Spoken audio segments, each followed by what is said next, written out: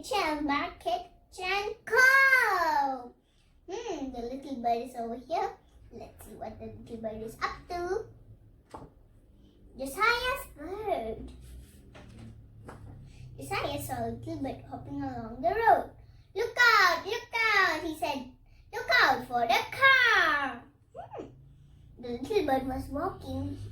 He didn't see the car. Let's see what happens to the little bird. The car went past. Josiah looked for the little bird.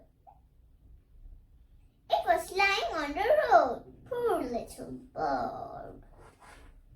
Josiah picked the little bird up and he took inside. He gave it some water.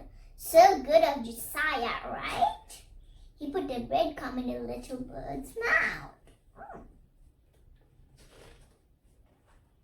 Bread is very yummy, right? Josiah took the little bird outside into the sun. He sang to it. Little bird, look up at the sky. Little bird, you can fly, fly, fly. The little bird opened its eyes. It moved its wing up and down, up and down. And then it flew up into the sky. Josiah looked up at the little bird. He sang to it. Little bird, up in the sky.